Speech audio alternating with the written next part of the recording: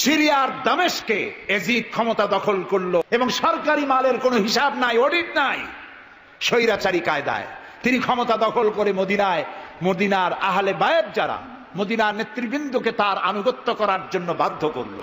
ঘটনার নগদ মিথ্যে। ইয়াজিদ ইবনে মুআবিয়া রাদিয়াল্লাহু তাআলা আনহুর রাজত্বতে ইরাকের মাটিতে কারবালার মাঠে নির্মমভাবে হোসাইন রাদিয়াল্লাহু তাআলা আনহু যে শহীদ হয়েছিলেন, যে ইতিহাস সমাজে শতকরা 80% থেকে 90%ই মিথ্যা হিসাবে ছড়িয়ে আছে। দুনিয়ার সব মুসলমান একমত ইয়াজিদে ফাসেক। ফাসেককে রাদিয়াল্লাহু আনহু বলা যায়। রাসূলুল্লাহর নাতি ইমাম হোসেনকে যে নির্দেশ দিয়ে হত্যা করালো, সে কোনোদিন মুসলমান হইতে পারে না, সে জালেম, ফাসেক, আমি বলি কাফের। করে গেলে তোমরা সাক্ষী দিও, তোমরা কয়ো ইমাম হাসান বলেছে আমি তার নানার গোলাম। এই প্রশ্নটা আগে আসতো না, এখন আসতেছে, কারণ ইয়াজিদের দালাল বেড়ে গেছে বাংলাদেশ। ইয়াজিদের অনেক ত্রুটি আছে, অনেক বিচ্যুতি আছে। বর্তমানে মুহররম মাস আসলেই খারেজি ওয়াহাবির গোষ্ঠী সবচাইতে বড় একটা জিনিস বের হয়। এরা একবারে ঘর থেকে প্রস্তুতি নিয়ে বের হয় যে ইয়াজিদকে কেমনে বাঁচান যায়। সুপ্রিয় দর্শক শ্রোতা, কারবালার কাহিনী মিথ্যা, এগুলো নয়। এবং ইমাম হোসাইন রাদিয়াল্লাহু তাআলা আনহুকে এই ইয়াজিদ সে হত্যাও করেনি, তার হাতও ছিল না। ইয়াজিদ হয়ে গেছে রাদিয়াল্লাহু তাআলা আনহু। ইয়াজিদ ভালো মানুষ, ইয়াজিদকে খারাপ বা কাফের বা ফাসেক গুনাহগার কিচ্ছু বলা যাবে না, এমন কথা বলল রাজ্জাক বিন ইউসুফ এবং তার সহসঙ্গী আরেকজন আহলে হাদিস আমানুল্লাহ। তো আমরা সর্বপ্রথম আগে শুনে আসি কারবালার মর্মান্তিক কাহিনী। এই কাহিনী আজকে বর্ণনা করতেছেন আমাদের বাংলাদেশের পূর্বীন বক্তা আল্লামা হাবিবুর রহমান যুক্তিবাদী। এরপরে থাকতেছেন দেলোয়ার হোসেন সাইদি সাহেবের ক্লিপ। তারপর আমরা শুনবো আব্দুর রাজ্জাক বিন ইউসুফ এবং শাইখ আমানুল্লাহ, মানে ওই গ্রুপের দুইজন। তারপর থাকতেছে আলোচনা ডক্টর এনায়েতুল্লাহ আব্বাসী, এরপরে ডক্টর আশরাফ সিদ্দিকী, এরপরে সর্বশেষ থাকতেছে ডক্টর মিজানুর রহমান আজহারির একটা ওয়াজের ক্লিপ হাসান হোসাইন সম্পর্কে। তো সুপ্রিয় দর্শক শ্রোতা, চলুন আমরা এখন এনাদের বক্তব্যগুলো শুনে আসি। তো এখন সর্বপ্রথম আমরা হাবিবুর রহমান যুক্তিবাদীর বক্তব্য শুনে আসি। এই সেই চাঁদ, এই চাঁদে ইমাম হোসেন শহীদ হয়েছে, মরে নাই, চিল্লায় বলেন মারহাবা। আরেকটি হাদিসের আলোচনা শুনুন। হাদিসের বাসে হুজুর বসে আছেন দুই নাতিরে কোলে লইয়া। তো হযরত জিবরিল এসে, হুজুর ওরা আদরের দুই নাতি, তাই না? জিবরিল, তুমি একটা নতুন প্রশ্ন করলা, তুমি কি কোনো সংবাদ নিয়ে আসছো? জিবরিল বলেন, জি হ্যাঁ নবী। কিসের সংবাদ? দুঃখের না সুখের? হযরত জিবরিল বলেন, দুঃখের সংবাদ। দুঃখে? বলো, আমাকে তো শুনতেই হবে। নবীজি গো, যেই দুই নাতিরে এত বেশি ভালোবাসেন আপনার,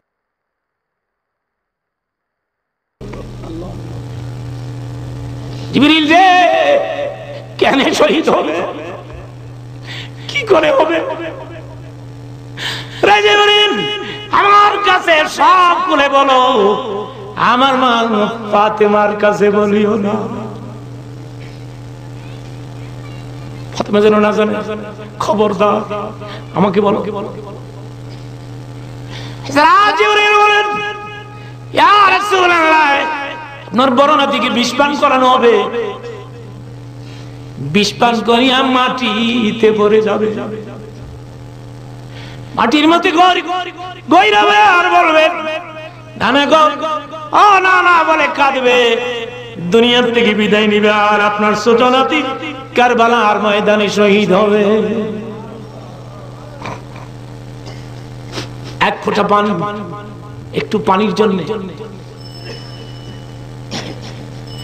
নবীজি গো, আপনি আমার কথা বিশ্বাস করেন আমি জানি। হ্যাঁ জিবরাইল, তোমার কথা বিশ্বাস করি। এরপরেও আমাকে একটু সময় দেন, আমি কারবালায় যাব আর আসবো। কারবালায় গিয়া কারবালার এক খণ্ড মাটি, এক টুকরা মাটি এনে হুজুরের কাছে দিয়েছি। নবী গো, কারবালার মাটি লয়ে এসি আমি। আমার কথা যদি বিশ্বাস না হয়, আপনি এই মাটির থেকে গ্রাম নিয়ে একটু টেস্ট করে দেখতে পারেন। হযরত জিবরাইল নিয়ে আসা মাটির টুকরা নাকের গোড়ায় নিয়ে গ্রান নিয়ে দেখি মাটির থেকে তাজা রক্তের গ্রান পাওয়া যায়। কে কোথায় আছিস?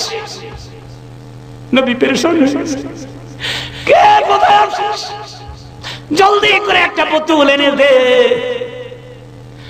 বোতলের ভেতরে মাটির টুকরা নিজের হাতে ধরিয়া মুখ বন্ধ করে দিয়ে নবীজি বললেন, আমার ফ্যামিলির লোকেরা এই বোতল যত্ন করে রেখে দে, যেদিন এই বোতলের ভেতরে মাটির টুকরা গলিয়া গলিয়া রক্তে পরিণত হতে থাকবে, তোমরা বুঝে নিবে আমার কলিজার টুকরা হুসাইন কারবালায় কোথায় আছিস। তাবুর মুখে দাঁড়ায়া চিৎকার মেরে ইমাম হুসাইন ঘোষণা দিলেন, তাবুর ভেতরে তোরা কারে বিদায় দে, কারবালায় কারবালায় আমার নানা আমার নিতে আসছে। কেউ কিছু বলে না, সব স্তব্ধ হয়ে গেছে তাবুর ভিতরে। দুধের বাচ্চা আলিয়াস কর শিশু স্ত্রী বাচ্চারে খুলে নিয়ে কয়, হুসাইন রে, কারবালায় যারা যায় আর তারা ফিরে না, আমি জানি তুমি কারবালায় গেলেও ফিরবে না। আমার দুধের বাচ্চা স্তন শুকিয়ে গেছে, এক ফোঁটা দুগ্ধ নাই। আমার বাচ্চা বারবার জিহ্বা বের করে দেয়, আমি একটু পানি পর্যন্ত আনিয়াসকে দিতে পারতেছি না। মস্কে পানি নাই, স্তন শুকিয়ে গেছে, দুগ্ধ নাই, কত কষ্ট।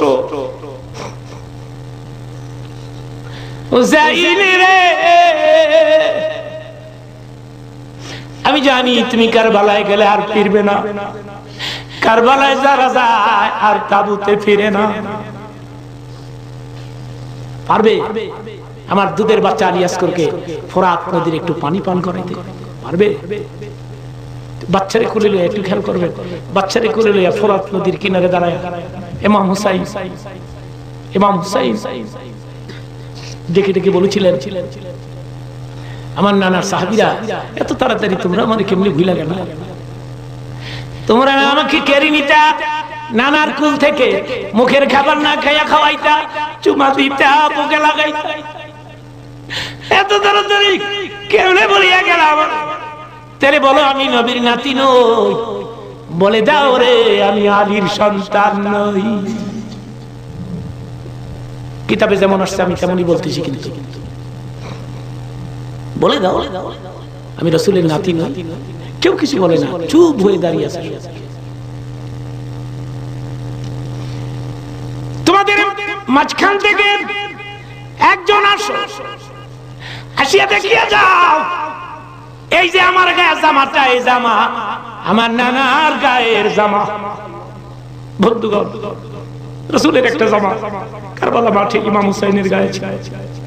বিশ্বাস যদি না হয় রে, তাহলে আসো, আসিয়া জামার মধ্যে নাক লাগাইয়া গ্রান নিয়া দেখো, আমার নানার দেহের গন্ধ তোমরা পাবে। কেউ কিছু বলে না। এবার তিনি বললেন, আমি পানির জন্য আসি নাই, পানি দিল আমি পান করব না, কারণ আমার সঙ্গে সাথী সব পানি অভাবে কারবালায় ঘুমিয়ে গেছে। আমার এই পানি দিলেও তো এখন আমি আর পানি পান করব না। আমি এসছি, আমার কোলের দিকে নজর করে দেয়, দুধের বাচ্চা এক ফোঁটা পানির জন্য বিদায় হয়ে যাচ্ছে। ঠিক সে সময় হাকি ব্যক্তি ইমাম হোসেনকে টার্গেট করে একটা তীর মেরে দিল। তীর তো আসতেছে, ইমাম হোসেন মনে মনে ভাবলেন, জায়গা ত্যাগ করলে এরা ভাববে আমি মৃত্যুকে ভয় পাই। তিনি তখন মদিনাতে থাকতেন। তিনি বলেন, হঠাৎ করে কেন জানি আমার ঘুম হয়ে গেল, আমি ঘুমাই গেলাম। আমি নজর করে দেখি দিনের নবী আমার কামরায় প্রবেশ করে। এরপরে আমরা আল্লামা দেলোয়ার হোসেন সাঈদীর বক্তব্য শুনে আসি। সিরিয়ার দামেস্কে এজিদ ক্ষমতা দখল করলো অগণতান্ত্রিক পদ্ধতিতে, এবং সরকারি মালের কোনো হিসাব নাই, অডিট নাই, স্বৈরাচারী কায়দায় তিনি ক্ষমতা দখল করে মদিনার আহলে বায়াত যারা মদিনার নেতৃবৃন্দকে তার আনুগত্য করার জন্য বাধ্য করলো। ইমাম হোসাইন যে মায়ের পেটে এসেছেন, যে পিতার পেটে জন্মে এসেছেন, যে নানার কোলে বড় হয়েছেন, তিনি কি এই দৃশ্য চোখে দেখতে পারেন? তিনি বললেন আমি কুফায় যাব। কুফার লোকেরা দাওয়াত দিল, তিনি কুফায় রওনা করবেন। মদিনার লোকেরা হাতে পায়ে ধরলো, কুফায় আপনি যাবেন না। তিনি বললেন আমি কোন ক্রমে এজিদের বশ্যতা স্বীকার করব না, আমি এর বিরোধিতা করবই। মাত্র 72 জন লোক নিয়ে তিনি কুফার দিকে অগ্রসর হলেন। এই 72 জনের মধ্যে 40 জন পুরুষ আর 32 জন নারী আর শিশু। তিনি যখন কারবালা প্রান্তরে পৌঁছে গেছেন, ইবনে জিয়াদ কুফার গভর্নর, তিনি বাধা দিলেন, বললেন আমার দরবারে হোসাইনকে হাজির করো। ইমাম হোসাইন বললেন যে ব্যক্তি আল্লাহর আখিরাতকে অস্বীকার করেছে, রাসূলকে অস্বীকার করেছে, আমি তার সামনে জীবন থাকতে যাব না। রাতারাতি ইয়াজিদ 6000 সৈন্য পাঠিয়ে দিল। ইমাম হোসাইনের সাথে লোক কত? মাত্র 72। 6000 লোক কি যুদ্ধ করা লাগে 72-এর সাথে? শুধু যদি মার্চ করে পায়ের তলায় পিছে 72 জন শেষ হয়ে যাবে। হযরত ইমাম হোসাইন রাতের বেলায় সঙ্গীদের বললেন, ও আমার সাথীরা, ইয়াজিদ আমার শির চায়, আমাকে চায়, আমার সঙ্গে থেকে তোমরা তোমাদের জীবনকে বিপন্ন করো না, তোমরা সবাই ফিরে চলে যাও মদিনায়। সাথীরা বললেন, ইমাম আজকে যদি আপনাকে ছেড়ে জীবনের মায়া নিয়ে মদিনায় ফিরে যাই, আর আপনার যদি শাহাদাত নসিব হয়, তাহলে কিয়ামতের দিন আল্লাহর নবীর সামনে আমরা কি জবাব দেব? আমরা আমাদের জীবন দিয়ে আপনাকে পাহারা দেব। সকালবেলা যুদ্ধ শুরু হয়ে গেল। জোহরের নামাজ আসতে না আসতে 40 জন পুরুষ শাহাদাত বরণ করলেন। এখন একজন পুরুষ বেঁচে আছেন, ইমাম হুসাইন। তাঁবুর ভিতরে স্ত্রী এবং অন্যান্য মহিলাদের কাছ থেকে বিদায় নিতে এসেছেন। তোমাদেরকে আল্লাহর হাওয়ালা করলাম, আমি যুদ্ধে চলে যাচ্ছি। আমার চোখের সামনে আমার নানাজির দান্দান মোবারক শহীদ হওয়া ইসলাম, সাহাবীদের রক্ত দেওয়া, জীবন দেওয়া ইসলাম, খেলাফত মিটে যাবে পৃথিবী থেকে, রাজতন্ত্র প্রতিষ্ঠা হবে। আমার জীবন থাকতে আমি তা হতে দেব না। কলিজার টুকরা সন্তানকে 2 হাতে উঁচু করে এজিদি সৈন্যদের সামনে এসেছেন। এজিদি সৈন্যরা, আমার হাতের দিকে তাকাও, এটি রসুলের আওলাদ, আমার কলিজার টুকরা সন্তান। ফোরাতের অফুরন্ত পানি প্রবাহিত হচ্ছে, একটু ফোরাতের কুলটা ছেড়ে দাও, ওর একটু পানি পান করায়। আমার সাথে তোমাদের শত্রুতা থাকতে পারে, এই নিষ্পাপ বাচ্চার সাথে তো কোনো শত্রুতা থাকার কথা নয়। তার এই আবেগপূর্ণ কথা এজিদি সৈন্যদের কলিজা স্পর্শ করলো না। তারা বিষাক্ত তীর নিক্ষেপ করলো। ইমাম হোসাইনের উঁচু করে ধরা বাচ্চার বুকের ভিতর থেকে বিষাক্ত তীর প্রবেশ করে বেরিয়ে গেল অপর প্রান্ত থেকে। মুখের কাছে যখন আকণ্ঠ তৃষ্ণার্ত পিপাসার্ত হোসাইন মুখের কাছে পানি নিয়েছেন, হঠাৎ ভেসে উঠল মনের পর্দায়, একটু আগে আমার কলিজার টুকরা সন্তান এই পানির অভাবে চলে গেল। 40 জন মানুষ বিদায় হলো, এক ফোঁটা পানি দিতে পারলাম না, এই পানি আমি কেমনে খাই? হাতের থেকে পানি পড়ে গেল। অশ্বের পৃষ্ঠে আরোহণ করলেন, চতুর্দিক থেকে তীর আর তরবারি আসতে লাগলো। ইমাম হোসাইন বললেন, থামো, একটু থামো, তোমরা কাকে তীরবিদ্ধ করছো? আমি কি তোমাদের রসুল মুহাম্মদ সাল্লাল্লাহু আলাইহি সাল্লামের নাতি নই? আমি কি তোমাদের রসুলের কলিজার টুকরা মা ফাতেমার নয়নের মণি নই? কেমন করে আমার গায়ে তোমরা তীর মারো? উম্মে সালমা, আমাদের মা উম্মে সালমা রাদিয়াল্লাহু তাআলা আনহা, সকাল বেলায় 11ই মুহররম সকাল বেলায় তিনি ঘরে বসে কাঁদতেছেন। কয়েকজন প্রতিবেশী মহিলা এসে বলছেন, মা আপনি কাঁদেন কেন? তিনি বলছেন, আজকে রাত্রে আমি স্বপ্নে দেখেছি রাসূলুল্লাহ আমার বাড়ি এসেছেন। আমি দেখতে পেলাম আল্লাহ রসুলের চোখ দিয়ে পানি পড়ছে, দাড়ি মোবারক ধুলা মাখা, মুখ কাটা বলি। আমি জিজ্ঞেস করলাম, ইয়া রাসূলুল্লাহ আপনি কাঁদেন কেন? মুখখানা মলিন কেন? দাড়ি মোবারকে ধুলাবালি কেন? রাসূলুল্লাহ বললেন, উম্মে সালমা তুমি জানো না আমি এইমাত্র কারবালা থেকে এসেছি। আমি দেখে এলাম আমার কলিজার টুকরা হুসাইনের শির মোবারক তার দেহ থেকে বিচ্ছিন্ন করে ঘোড়ার পদতলি, ঘোড়া দিয়ে পদদলিত করা হয়েছে তার দেহ মোবারক। এরপরে চলুন এখন আমরা আব্দুর রাজ্জাক বিন ইউসুফের বক্তব্য শুনে আসি। ঘটনার নগদ মিথ্যে। এজিদ ইবনে মুআবিয়া রাদিয়াল্লাহু তাআলা আনহুর রাজত্বতে ইরাকের মাটিতে কারবালার মাঠে নির্মমভাবে হোসাইন রাদিয়াল্লাহু তাআলা আনহু যে শহীদ হয়েছিলেন, যে ইতিহাস সমাজে শতকরা 80% থেকে 90%ই মিথ্যে হিসাবে ছড়িয়ে আছে। যারা মিথ্যে হিসাবে ছড়িয়েছে তার একজন হচ্ছেন বিষাদ সিন্ধুর লেখক। আমার বুঝ অনুপাতে তার শতকরা 70% কথাই মিথ্যে, আমি যেভাবে তদন্ত করেছি। সম্মানিত দিনী ভাই বোন, এই শিয়াদের মুহররমের 10 তারিখের এই ডুবি তবলা, গান বাজনা, বাদ্যযন্ত্রের মাধ্যমে হোসেনের শহীদকে সমর্থন জানানো বা তার জন্য দুঃখ বেদনা প্রকাশ করা, এইগুলি নেহায়াত অন্যায়। এরকম অন্যায় কাজকে, ন্যাক্কারজনক, নোংরা, হারাম, নাজায়েজ কাজকে ইসলাম কখনো সমর্থন করে না। আর কখনো মনে করবেন না যে হোসেনের শহীদের এই ঘটনাটি মুহররমের 10 তারিখের সাথে সম্পৃক্ত। মুহররমের 10 তারিখে সিয়াম রাখতে হবে, এর কারণ হলো আল্লাহ ফেরাউনকে ডুবিয়ে দিয়েছেন আর মূসাকে বাঁচিয়ে দিয়েছেন। তাই মূসা আলাইহিস সালাম শুকরিয়া হিসেবে সালাত আদায় করতেন। আমাদের নবী মুহাম্মদ সাল্লাল্লাহু আলাইহি ওয়াসাল্লাম বলছেন, আরে আমি হচ্ছে শুকরিয়া আদায়ের ব্যাপারে বেশি হকদার, আমিও মুহররমের 10 তারিখে সিয়াম পালন করব। তখন সাহাবীগণ বলছেন, বলেন কি আপনি ইহুদি খ্রিস্টানদের বিরোধিতা করতে বলেন, আর আপনি সিয়াম পালন করবেন? মানে ইহুদি খ্রিস্টানরা এই দিনকে বড় দিন মনে করে। শোনো, যদি তাই হয়, এতে যদি তাদের সাদৃশ্য হয়ে যায়, তাহলে আমি বেঁচে থাকলে 9ম দিন সিয়াম পালন করব মুহররমের।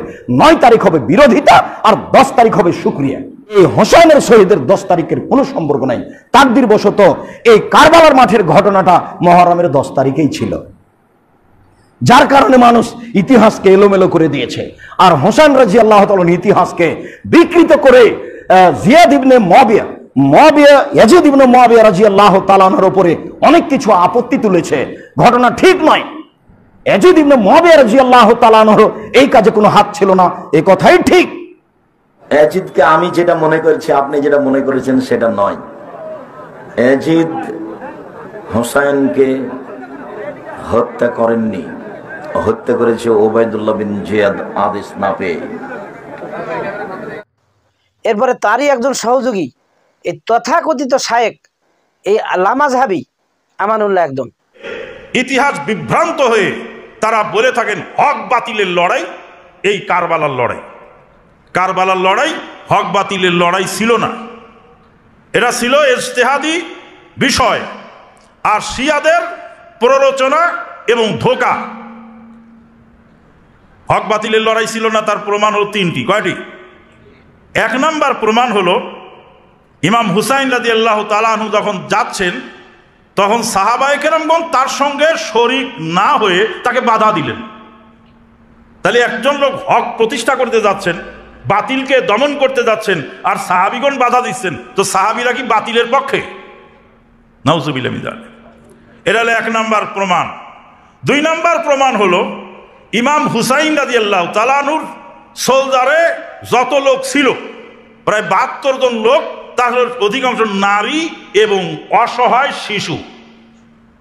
কেউ যদি বাতিলকে দমন করার জন্য, হক প্রতিষ্ঠার জন্য যুদ্ধ করতে বের হন, সে কি পরিবারের ছোট বড়, আন্ডা বাচ্চা, নারী, অসহায় তাদেরকে নিয়ে বের হন? যদি হক প্রতিষ্ঠার লড়াই হয় আর বাতিলকে দমন করার লড়াই হয়, তাহলে তো তিনি আন্ডা বাচ্চা নিয়ে যেতেন না। ইমাম হুসাইন রাদিয়াল্লাহু তাআলা আনহু শিয়াদের এই প্ররোচনা বুঝতে না পেরে, প্রবঞ্চনা বুঝতে না পেরে, তিনি সরল মনে সেখানে রওনা দিলেন। এরপরে আমরা এই তথাকথিত শায়েকদের প্রতি উত্তর এবং উপযুক্ত জবাব দেওয়ার জন্য আল্লামা সৈয়দ ডক্টর এনায়েতুল্লাহ আব্বাসীর বক্তব্য শুনে আসি। ইয়াজিদ মুসলমান কিনা জানলে উপকৃত হব। এই প্রশ্নটা আগে আসতো না, এখন আসতেছে, কারণ এজিদের দালাল বেড়ে গেছে বাংলাদেশে। ঠিক কিনা? এজিদ প্রীতিও বেড়ে গেছে না? আমরা যখন এজিদকে ফতুয়া দিই সে মুসলমান ছিল না, তখন আমাদেরকে বলা হয় শিয়া। তারা এজিদকে গালিগালাজ করে, কিন্তু আমরা সেই জন্য গালিগালাজ করি না। আমরা বলি আল্লাহ রাসূল সাল্লাল্লাহু আলাইহি ওয়াসাল্লামের নাতি ইমাম হোসেনের হত্যায় তার নির্দেশ ছিল। 1 2 আল্লাহ রসুল যে খেলাফত রেখে গেছেন সে খেলাফতকে পরিবর্তন করে সে মুলুকিয়াত চালু করছে, ঠিক কিনা? খেলাফতকে অস্বীকার করছে, মুলুকিয়াত চালু করছে। 3, মদ পান করাকে সে হালাল মনে করত। সেই জন্য ফাথুল কাদিরের লেখক ইবনুল হুমাম ইমাম মালিকের সূত্র ধরে বলেছেন ইমাম আহমদ বিন হাম্বল বলতেন সে কাফের। তারপরে দেখুন বদর যুদ্ধে যখন ইমাম হোসেন রাদিয়াল্লাহু তাআলা আনহু শহীদ হলেন কারবালায়, ঢালের মধ্যে ওনার মাথা রেখে পাশে আরো 18টা মাথা ছিল আহলে বাইতের, ইয়াজিদের কাছে নেওয়া হলো দামেস্কে। এই মারদুদ অভিশপ্ত তার সভাসদদেরকে লক্ষ্য করে বলল, ইন্নী জাযাইতুহুম বিমা ফাআলু বিআশয়াখে কুরাইশিন ওয়া সানাদিদিহিম। বদর যুদ্ধে মুহাম্মদ সাল্লাল্লাহু আলাইহি ওয়াসাল্লাম যুদ্ধ করেছেন, কুরাইশদের 70 নেতা মারা গেছিল, তার মধ্যে তার দাদা উতবাও ছিল। আজ হোসেন ও তার সঙ্গীদের হত্যা করে বদর যুদ্ধের পুরস্কার দিলাম। সেই এজিদকে মুসলমান বলা যায়? ইমাম জাওজি রওয়ায়াত করেছেন, যখন ইমাম হোসেন রাদিয়াল্লাহু তাআলা আনহুর মাথা তার সামনে রাখা, কাক ডাকতেছে, কাক। তখন সে বলতেছে, ফানাইবাল গুরাবু কুলতু কুল আও লা তাকুল কাদ ইক্তাযাইতু মিনার রাসূলি দুয়ুনি। কাক ডাকতেছে, আমি বললাম কাক ডাকুক আর না ডাকুক, তুই চিল্লা, তুই ডাক আর না ডাক। আজকে মুহাম্মদ সাল্লাল্লাহু আলাইহি ওয়াসাল্লাম বদরে যে হত্যা করেছেন আমার দাদা ও অন্যান্য কুরাইশদেরকে, হোসেনকে হত্যা করে আমি ঋণ পরিশোধ করব। সে জিতকে মুসলমান বলা যায়? আপনার ইউটিউবে আমার পূর্ণাঙ্গ লেকচার লাইভ আছে, অসংখ্য কিতাব থেকে আমি রেফারেন্স দিয়ে দেখিয়েছি, এজিদকে মুসলমান বলার কোনো সুযোগ নাই। মুসলমান একমত এজিদে ফাসেক, ফাসেককে রাদিয়াল্লাহু আনহু বলা যায়?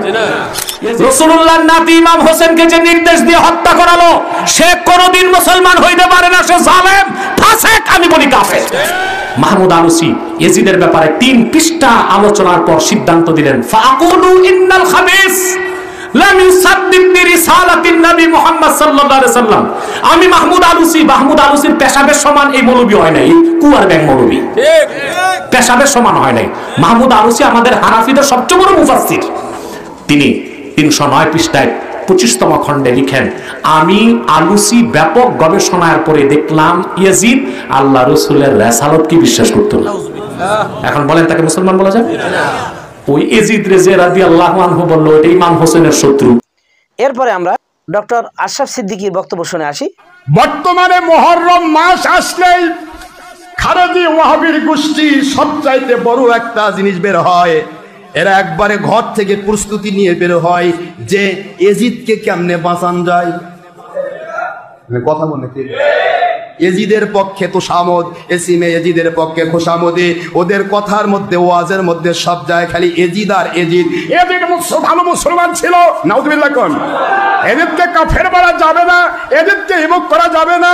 এজিদ রহমতুল্লাহ আলাইহি তিনি এক যুদ্ধে গিয়েছিলেন, ওই যুদ্ধে যারা শরীক হবে, আল্লাহ নবী না কি বলেছেন, ওই যুদ্ধে যারা শরীক হবে তারা জান্নাতি।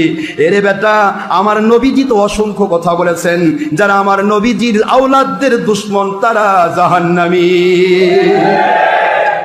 আমার নবীজি বলেছেন লিয়াগিজ বিহিমুল কুফার।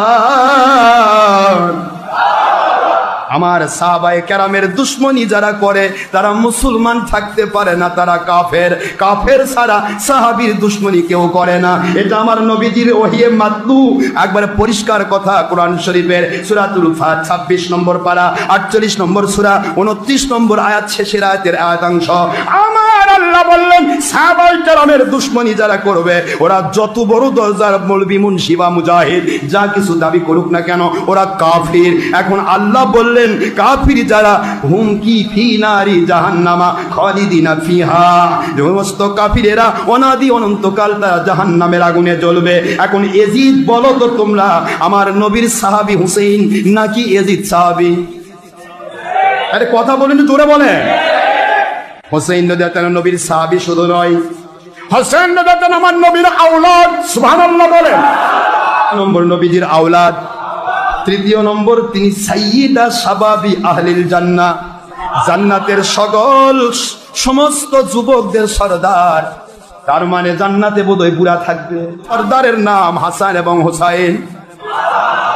প্রতি খুতবার মধ্যে খারেজির গোষ্ঠীও পড়ে, ওহাবির গোষ্ঠীও পড়ে, তবলিগির গোষ্ঠীও পড়ে, সুরমুনায়ের গোষ্ঠীও পড়ে, হেফাজতের গোষ্ঠী পড়ে, কওমির গোষ্ঠী পড়ে, লামাযহাবির গোষ্ঠী পড়ে, সবাই তো খুতবার মধ্যে পড়ে সাহাবায়ে কেরাম রাদিয়াল্লাহু তাআলা আনহুমদের ব্যাপারটা নিয়ে। শুধু এইটুকু কেন চিন্তা করো না, আল্লাহ আল্লাহ আল্লাহকে ভয় করো, ইত্তাকুল্লাহ ইত্তাকুল্লাহ, আল্লাহকে ভয় করো। ফি আসহাবি, আমার সাহাবায়ে কেরাম ব্যাপারে সাবধান হয়ে যাও। কি আছে না, আহাব্বাহুম ফাবি হুব্বি আহাব্বাহুম, যে ব্যক্তি সাহাবায়ে কেরামকে ভালোবাসলো ওরা আমাকে ভালোবাসার কারণেই ভালোবাসলো।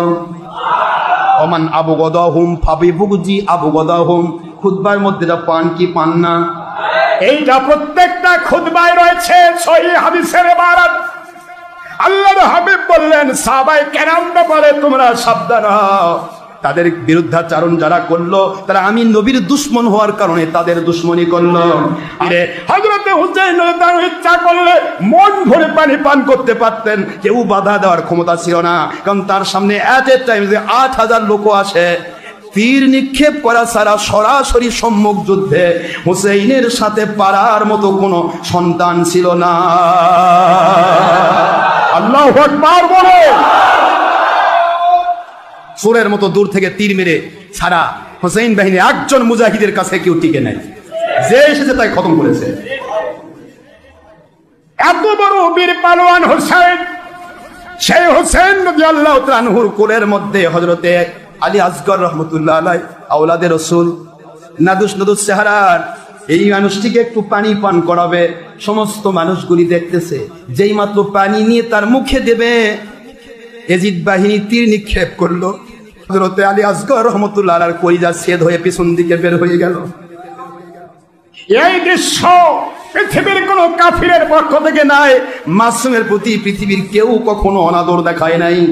এজিদ বাহিনী যে কাফেরের চেয়েও খারাপ, এটাই তার বলিষ্ঠ প্রমাণ। এদের কাফের বললে তো আল্লাহ মাইন্ড করবে, কাফেররাও মাইন্ড করবে। আমরা তো এরকম পৈশাচিক ব্যবহার পৃথিবীর কারোর সাথে কোনো শত্রুর সাথে আমরা করি নাই। এরা কি করে করলো? আমার নবীজির দৌহিত্র, তিনি জান্নাতের সকল মানুষের সর্দার। জান্নাতের নেতার কাছে যদি তুমি আসামি হও, তুমি কি করে জান্নাতে যাবে বেটা নামাজ পড়ে? কও, তুমি বলো। নামাজ রোজা হজ জায়গা সব পড়ে গেছো, ঢুকে গেছো, নেতা কয় তোকে আমি চিনি না, তুই তো আমার বিরোধী, তুই কে রে, ভাগ। আমার আল্লাহ কয় হোসেন এই ভাগানের জন্য ঢুকাইছি, বের করে দেন, ওকে বের করে দেন। আমি তো জান্নাতের রাজত্ব দিয়েছি আপনাদের দুই ভাইয়ের হাতে। সাইয়্যিদা শাবাবি আহলিল জান্নাহ, জান্নাতের সমস্ত যুবকের সরদার। সুবহানাল্লাহ। আর মহিলা জগৎ, আপনার আম্মা ফাতিমাতুজ জোহরা, ওহিয়া ফাতিমাতুজ জোহরা সাইয়্যিদাতু নিসাই আহলিল জান্নাহ। কোন মহিলা ইয়াজিদের পক্ষ নিয়ে জান্নাতে যেতে চাও? যে ইয়াজিদ হোসেনের বিরোধী, আর হোসেনের মা হযরতে ফাতিমাতুজ জোহরা রাদিয়াল্লাহু আনহা তিনি জান্নাতের মহিলাদের সরদারিনী। কি করে তুমি হোসেনের বিপক্ষে গিয়ে ইয়াজিদের রহমতুল্লাহ আলাইহি লাগাইয়া তোমার ইবাদত দিয়ে জান্নাতে যাও? সেদিন দেখা হবে ইনশাআল্লাহ। আমি আপনাদের খেদমতে আরজ করতে চাই, এই খারেজি ওয়াহাবির বাচ্চারা, এরা যে বাতিল ফেরকা, এটাই তার প্রকৃষ্ট প্রমাণ বের হয়ে যাচ্ছে ধীরে ধীরে। এরা তাদের কেতাব লিখেছে, তাদের মুখ দিয়ে ওয়াজ করতেছে। বেঈমান, নির্লজ্জ, বেহায়ার জাত, কোন রকমের লজ্জা নেই। যার লজ্জা নেই তার ঈমান নেই, যার ঈমান নেই তার লজ্জা নেই। এটা ফাতাকাল হায়া ফাফাল মা শাইতা, আমার রাসূলের পরিষ্কার সহিহ হাদিসে ইবারত। যার লজ্জা শেষ হয়ে যায়, ওর দ্বারা যা ইচ্ছা তাই সম্ভব।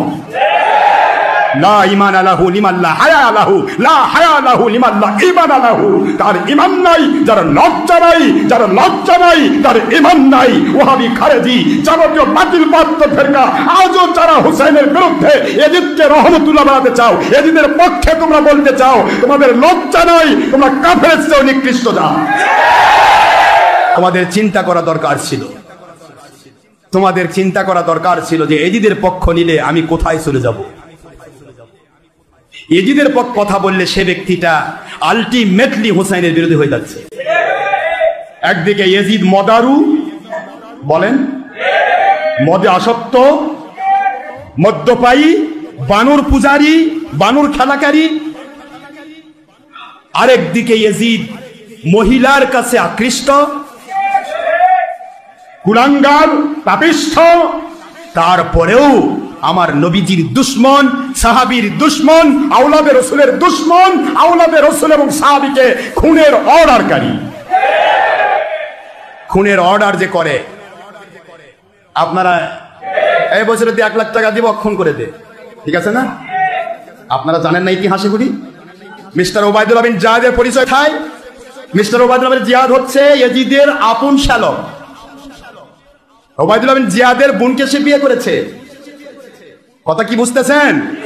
আর ওবায়দুল্লাহ বিন জিয়াদের যে মা, এইটাই ছিল আমার নবীজি পাক সাল্লাল্লাহু আলাইহি ওয়াসাল্লাম ওনার খাস বিরোধী হযরতে আলী রাদিয়াল্লাহু তাআলা আনহু, আমার নবীজির আপন চাচা হামজা রাদিয়াল্লাহু তাআলা আনহু, আলী তো জামাতে সাহাবী, আমার নবীজির আপন চাচা হামজা রাদিয়াল্লাহু তাআলা আনহু ওনার এই কলিজা বের করে, কলিজা সিবাই ছিল যেই বেহায়া মহিলা, এই বেহায়া মহিলার বংশধর হলো ইয়াজিদের এই বইয়ের গোষ্ঠী। কথা কি বোঝা যায়? এখন এই যে আমার নবীজির মাথার উপর পাথর মেরেছিল যে মহিলাটা, এই মহিলার মেয়ে হচ্ছে এই ইয়াজিদের বইয়ের মা। আপনার ফিকে আকবর দেখুন, ওবায়দুল্লাহ বিন জিয়াদ বলতেছে, আল্লাহর কসম, ইয়াজিদ আমাকে হত্যার হুমকি দিয়েছে, আমি যদি হুসাইনকে খুন না করি তাহলে ইয়াজিদ আমাকে খুন করে ফেলবে। এই কথা তার উক্তি, স্বীকারোক্তি। আর আজকের ওহাবি খারেজি বাতিল 72 ওয়াজ করতেছে বেলজ্জার জাত, কয় যে ইয়াজিদ খুব ভালো মানুষ, তিনি হুসাইনের খুনের ব্যাপারে কোনো প্রকার উনি নিষ্পাপ, ওনার কোনো দোষ নাই। এ তো আমার প্রশ্ন, আচ্ছা ইয়াজিদকে বাঁচানোর জন্য তোমাদের দায়িত্ব দিছে কি? আমাদের তো হুসাইনের পক্ষে বলার দায়িত্ব আল্লাহ এবং নবী দিয়েছেন। কথা বলছেন না কেন? কথা বলেন। আমাদের হুসাইনের পক্ষে বলতে কে আদেশ করেছেন? কে? হুসাইনের পক্ষে বলা কোরআনের আদেশ। সাহাবীর পক্ষে বলা কার আদেশ? আল্লাযিনা তাবাউহুম বিইহসান রাদিয়াল্লাহু আনহুম ওয়া রাদু আন ওয়া আ'আদ্দা লাহুম জান্নাতিন তাজরি তাহতাল আনহার খালিদিনা ফিহা আবাদা যালিকাল ফাউজুল আযীম। আমার আল্লাহ স্পষ্ট কোরআন সূরা তাওবার 100 নম্বর আয়াত স্পষ্ট করে দিলেন। 9 নম্বর সূরা 11 নম্বর পারা আল্লাহ কি বললেন? যে সাহাবায়ে কেরামের মতের সাথে যাদের মত মিলবে, তাদের আমল আকীদার সাথে যাদের আমল আকীদা মিলে যাবে, আমি ইয়াজিদ বাহিনী তারা চালু করতে চেয়েছিল রাজতন্ত্র। কি রাজতন্ত্র? আর আমার হুসাইন চালু করতে চাইলেন খেলাফত। কি জোরে বলেন? খেলাফত আলা মিনহাজুন নবুওয়াত। হুসাইন রাদিয়াল্লাহু তাআলা আনহুকে ঘোষণা দেওয়া হলো, ও হুসাইন, আপনি হলেন নবীজির দৌহিত্র। হুসাইন রাদিয়াল্লাহু তাআলা আনহু যে আমার নবীজির দৌহিত্র, এবং আমার নবীজি পাক জবান মুবারকে বলেছেন হুসাইন রাদিয়াল্লাহু আনহু ওনার মধ্য দিয়ে আমার বংশ জারি থাকবে। এরপরে আমরা আমাদের ভালোবাসার মানুষ ডক্টর মিজানুর রহমান আজহারীর বক্তব্য শুনে আসি। বিশ্বনবী হাসান হুসাইনকে সব সময় দেখতে যেতেন, হাসান হুসাইনের সাথে খেলা করতেন। বিশ্বনবী বলতেন হাসান হুসাইন হচ্ছে রাইহানাতাইন, আমার সুগন্ধি, আমার পারফিউম। ওনাদের শরীর থেকে বিশ্বনবী ঘ্রাণ নিতেন। হাসান হুসাইনের দেহের এমন কোন জায়গা নাই যে জায়গায় বিশ্বনবী তার ঠোঁট মোবারক দিয়ে চুমা দেয় নাই। সুবহানাল্লাহ। আবার হাসান আর হুসাইনকে আনন্দ দেওয়ার জন্য বিশ্বনবী, সব নবীদের নবী, গোটা বিশ্বের সব চাইতে সেরা মানুষটা ঘোরা হয়ে আসতে হাসান হুসাইন বিশ্বনবীর কাঁধের উপরে বসে বিশ্বনবীর চুল ধরে ঘোরা করে করে খেলতো। সুবহানাল্লাহ। কি নবী ছিল! বিশ্বনবী দুর্ভিক্ষের বছর হাসান হুসাইনকে দেখতে গেল। মদিনায় খাবার নাই, পানি নাই, ছাগল আর উটের ওড়ানে দুধ নাই, সবাই ক্ষুধার্ত, ক্লান্ত, শ্রান্ত, পিপাসার্ত। বিশ্বনবী যখন গেলেন মসজিদে নববীতে জোহরের নামাজে জামাত ইমামতি করে বিশ্বনবীর কন্যা ফাতেমার ঘরে গেলেন। হাসান হুসাইন শুয়েছিল, ছোট্ট মানুষ। নানাজির পায়ের আওয়াজ শুনে দৌড়ে এসে বিশ্বনবীকে ঝাপটে ধরলেন। ও নানাজি, কত ভালোবাসি আপনাকে, আপনি আমাদেরকে কত ভালোবাসেন। গতকাল দেখতে আসেন নাই কেন? আজকে সারাদিন শেষে জোহরের পরে আমাদেরকে বুঝি দেখতে আসার সময় হলো? বিশ্বনবী বললেন, ও হাসান, রাষ্ট্রীয় কাজে ব্যস্ত ছিলাম, গতকাল দেখতে আসে নাই। তাতে কি হয়েছে? আজকে জোহরের নামাজের পরে তো দৌড়াদৌড়ি করে চলে এসেছি। হাসান এবার বিশ্বনবীর হাত ধরে বললেন, নানাজি, আপনার কাছে একটা বিচার দেব, বিচারটা ঠিক মতো করবেন কিনা আগে কমিটমেন্ট দেন। বিশ্বনবী বললেন অবশ্যই বিচার করে দেব। ইনসাফপূর্ণ বিচার করার জন্য রব্বুল আলামিন আমাদের দুনিয়াতে পাঠিয়েছেন, আমি বিচার না করলে কে করবে? হাসান বলল, নানাজি বিচারটার কারণ আমি বিচার নয়, আপনার মেয়ের নামে বিচার, আপনার মেয়ে ফাতেমার নামের বিচার। বিচারটা হলো আপনার মেয়ে আমাদেরকে খাবার দেয় না কেন, আপনার মেয়ে আমাদেরকে কিছু খেতে দেয় না কেন? গতকাল বলেছিল খাবার দিবে বলে কি যেন রান্না করে, আসলে খাবার তো কিছু নাই। চুলার মধ্যে পাতিল দিয়ে পাতিলের মধ্যে পানি ঢেলে পানির ধোঁয়া উড়ায়, ছোট্ট দুইটা বাচ্চাকে বুঝ দিয়ে ঘুম পাড়ায়। হাসান আর হোসেন বললো, নানাজি গতকাল আমাদেরকে বললো খাবার দিবে, ঘুমিয়ে যাও, ঘুম থেকে উঠলে খাবার দিব, ঘুমালাম, রাত্রিবেলায় খেতে খেতে খাবার চাইলাম, আপনার মেয়ে খাবার দেয় নাই। আবার বললো ঘুমিয়ে যাও, সকালে দিব, আমরা দুই ভাই ঘুমিয়ে গেলাম, সকালবেলা খাবার চাইলাম, খাবার দেয় নাই, আবার ঘুম পাড়ালো, আবার খাবার চাইলাম, খাবার দেয় নাই। আমরা তো সহ্য করতে পারি না নানাজি, আমরা ছোট্ট দুইটা মাসুম বাচ্চা, আর সহ্য হয় না ক্ষুধার জ্বালা। আপনি বিচার করেন, আপনি একটা সুরাহা করেন, আপনি আপনার নিজের মেয়ের বিচার করেন। কেন আপনার মেয়ে ফাতেমা আমাদের সাথে এমন করে? কেন ফাতেমা আমাদেরকে খাবার দেয় না? বিশ্বনবীর মুখ দিয়ে কোনো কথা বেরোয় না, ধা ধা করে শুধু বিশ্বনবীর চোখের পানি ছাড়েন। বিশ্বনবী হুসাইনকে ডেকে বললেন, ও হুসাইন কাছে আয়। কাছে আসার পরে বিশ্বনবী ওনার সামদেশের দুই পাটা উপরের দিকে তুললেন। বিশ্বনবী হুসাইনকে ডেকে বললেন, হুসাইন রে নজর করে দেখ, আমার পেটের মধ্যে 3টা পাথর বাঁধা, একদিন খাবার না পেয়ে তোদের দুই ভাইয়ের সহ্য হয় না, আর আমি বিশ্বনবী গত 3 দিন আমার পেটে কোনো দানা পানি পড়ে না, গত 3 দিন যাবত আমি কিছু খেতে পারি নাই রে হুসাইন। একদিনের ক্ষুধার কষ্টে তোদের যদি এত জ্বালা হয়, আমার 3 দিনের ক্ষুধার কষ্ট বেশি। আজীবন বিশ্বনবী এরকম কষ্ট করেছেন, তায়েফের ময়দানে পাথরের আঘাত খেয়েছেন, উহুদের ময়দানে দাঁত ভেঙে ঝরঝর করে রক্ত পড়েছে, শিয়াবে আবি তালেবে 3 বছর জেল কেটেছেন। প্রথম বছর খেয়েছেন খাসির গোশত, প্রথম বছর শেষে আর কোনো খাসি নাই, সব খাসি শেষ, এবার খাসির চামড়াগুলো পানিতে ভিজিয়ে ভিজিয়ে। তো সুপ্রিয় দর্শক শ্রোতা, আপনারা ওলামায়ে কিরামের বক্তব্য শুনলেন, এ পর্যন্ত আপনারা অনেক কিছু শুনলেন আশা করি। তো আপনাদের নিজ নিজ মন্তব্য এবং কমেন্ট বক্সে লিখবেন। আপনার একটা সঠিক কমেন্ট লেখার জন্য, আপনার একটা সঠিক কমেন্ট যদি একজন পথভ্রষ্ট মানুষ তিনি পড়েন, তাহলে সে পথ পেতে পারেন, হেদায়েতের পথ পেতে পারেন। আপনার একটা লোকের লিখনির কারণে হাজার হাজার মানুষ পথ পেতে পারেন, সঠিক পথ পেতে পারেন। তো সকলে ভালো থাকবেন। আসসালামু আলাইকুম ওয়া রাহমাতুল্লাহি ওয়া বারাকাতুহু।